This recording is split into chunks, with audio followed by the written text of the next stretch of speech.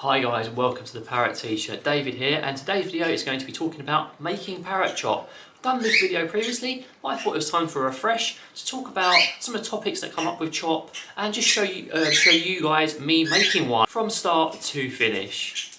Now, parrot diet is a bit of a hot topic right now, so it's always good to try and promote healthy eating for them. There was this movement for seed, only feeding seed in the past, then it's only feeding pellets. Now people are talking about more of a fresh, diverse, whole food diet. And that can mean a lot of different things. It can mean providing a chop with vegetables, but it can also mean providing dry mixes. And I plan to actually do my own little dry mix in the future, because it's kind of trendy and I thought it'd be a bit of fun for me to do one just like Sophie did. So I'm going to try and make my own, because often I'm in charge of the evening meals and the morning meals recently as well. So I like to sort of add my little spin to them anyway. So it'd be interesting to show you. But anyway, in this video, I'm basically just going to show you me making a chop, talk about the ingredients of it and why I picked them, and why we picked them, sorry. It wasn't just me who chose them. Talk a little bit about how to make it, and then maybe show you a little bit of the birds enjoying it later. So for this week's chop, we do make it weekly rather than freezing it, because we prefer it to be fresh, and also our parrots tend to prefer it fresher. We have some corn, which is going to be a little bit of a treat. We don't often include corn, but occasionally, and as a sort of bit of moderation, we do. I'm not going to use both of these kernels here. I'm going to use just one because it's not the best for them, but a little bit's okay. As it all things in moderation, it's great. We've got some green beans. We have a red pepper because the connies absolutely love it. We have some broccoli, we have carrots, we have some parsnip, and we also have a bit of ginger, which is going to grate, and we have some dried oregano. I prefer fresh oregano, but sadly they're out of stock of it this week, so it's going to be a bit of dried. Now, why do we pick these? So let's start with the corn. The corn is quite a popular thing for our parrots, but it's not something we give them very often. It is quite tasty, they quite enjoy it. We have some green beans, which is very healthy for them. They also enjoy eating it in chunks. We have the oregano. So the oregano I prefer fresh, as I said, but dried is okay, and that is just preserve the chop and also give it a bit more flavour. We have the red pepper. It's got a slightly sweet flavour, so our sweet beaks enjoy it, and it's nice and colourful. We have the broccoli, which is very healthy. Generally, we prefer to grate this rather than chop it, but we'll see how I feel a bit later. We have some carrot. Again, lovely colour, slightly sweet flavour, and very good for health benefits. The parsnip, again, pretty nice. And then we have the ginger. Again, I'm adding it in for a bit of flavour and because it's very healthy for them in moderation. When you're making your chop, you can include all sorts of different ingredients and you can serve them in so many different ways. You don't always have to chop stuff up. You can blend it, you can shred it, you can grate it, you can chunk it. Some of this chop here I'm going to cube and chop up in a very cack-handed way because it takes me a while. Some of it is going to just put it in a blender, and some I'm going to grate just to give a variety of textures and make it look very appealing, because parrots do judge food by visual appeal, so having lots of colours and lots of different things for them to try can be very useful when you're trying to encourage them to eat their vegetables. So what I'm going to do now is hopefully set up this camera somewhere where you can see me doing some stuff. I'll show you a little bit of the prep, and then we'll see what the finished product looks like.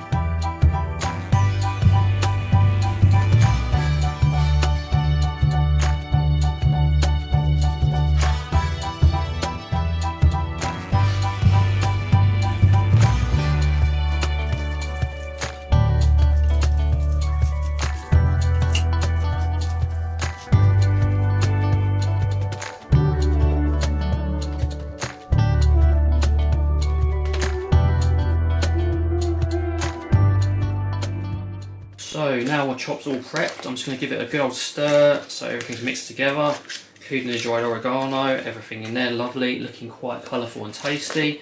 One thing I wanted to mention as well, when you're making your chop, make sure you prepare everything properly and don't use any toxic ingredients. May stand to reason, but I thought I'd mention it anyway. I'll leave a video link to my toxic food for parrots video, and make sure everything's like grated, everything's like peeled and washed, etc. because you want your birds to have the best, really. And this will actually feed 7 parrots for an entire week, and then we have their dry mix in the evening as well, so they get a bit of everything that's good for them.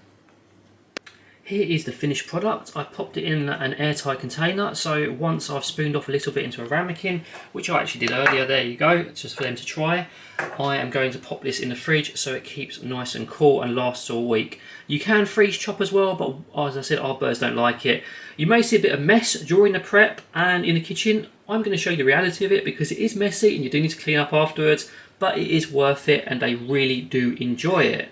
Before I launch into a little montage of our parrots enjoying some of their chop, I just wanted to say again, it is a messy process. You do need to make sure you prep everything carefully and make sure you use the right ingredients. And it's also important to keep everything clean. You may have seen me using the same plate, all the vegetables were prepared on there. That's fine, but you don't want to mix other things with it, and make sure everything is nice and sanitary. I also made sure I F10'd the kitchen surface. The boys are quite excited, so I'm going to pop their chop in their cage and then get some out in a ramekin for the conures to enjoy in a moment.